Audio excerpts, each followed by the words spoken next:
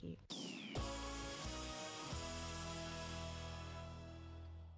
As it's the 1st of December, the build-up and excitement for Christmas can officially get underway. Tonight, to celebrate the start of Advent, there's something special happening in a quiet cul-de-sac in Wells. Paul Toole is using 40,000 lights to decorate his house and some of his neighbours.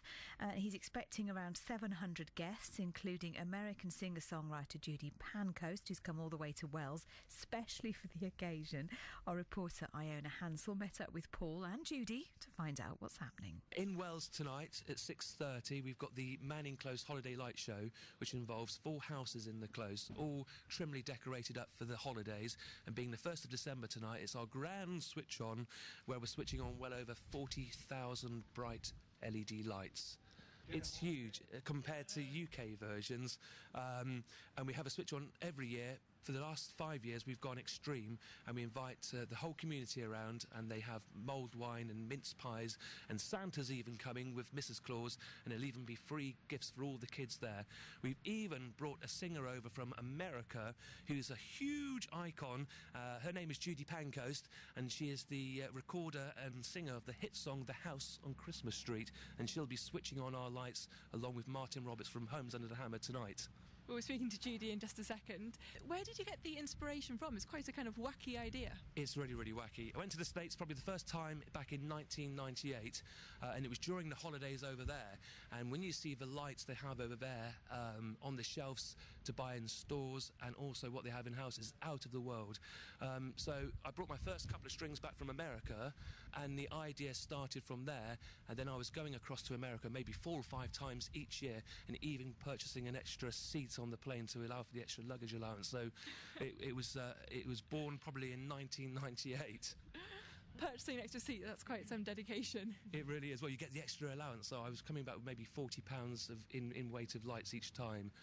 So what's your house going to be looking like? We've got a 20-foot mega tree, which has got over 4,000 lights on, a waterfall, we have a Ferris wheel, and we have leaping arches, mini trees, we have a 22-foot firework light. We even have a Father Christmas who will be performing from the window, and he's called Santa Symphonies, and he conducts the music. Our holiday lights are all timed and sequenced in time to the sounds of holiday music. It's a free show. All we ask is that people can dig a little bit into their pockets and give to our charity this year, which is Make-A-Wish Foundation UK. So it's something for everybody, really. It's not just for the people who live near you, it's for everybody in Wells. Oh no, absolutely. And further afield we have people travel from up north, London, even the States. You know, people have come across to see the lights. It's something that you won't see probably for at least maybe 100 plus miles. It's a totally American concept, and it's here in the heart of Somerset. And how do all your neighbours take it? What's their reaction? My neighbours are absolutely fantastic. The age range of our neighbours are probably 60 plus, and we have a neighbour next door who's 90 years old, and he's telling me to put snowmen and different festivities on his lawn, and he absolutely adores it. He says to me, Paul, you do whatever you want. You know, he's fantastic. They're all great. And if we can talk to Judy. The whole reason that Paul contacted me in the first place was because of a song that I wrote in 1998 called The House on Christmas Street. And when I wrote the song, it was before the phenomenon of extreme decorating had really begun. I mean, at that point, there was usually in every town that I had lived in, a house that was more decorated than the other houses. There seemed to be a trend growing of the more. You know, more lights, more figures, more wireframe lighting things. And so that song was written as a tribute to those homeowners who just go out of their way with the expense and the time to make that memory for the people who come by and see it, for the children, for the adults, for everybody. So you must be something then of a kind of a Christmas light decoration expert. How does Paul's house compare to the ones you've seen? I think Paul's house is right up there in the top echelon of Christmas decorating houses.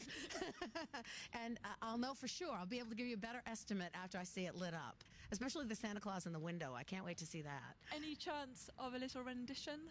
Tell you about this house, there's one in every town. It's the one at Christmas time where folks all gather round. Most times of the year you'd pass by and not look back.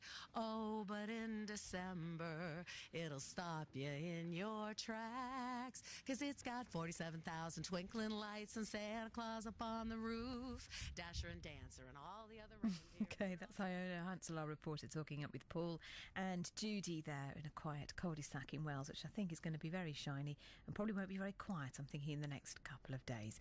It's 28 minutes past 5. You're listening to Drive on BBC Somerset. Later this month, some of the biggest names in sport will gather for the BBC Sports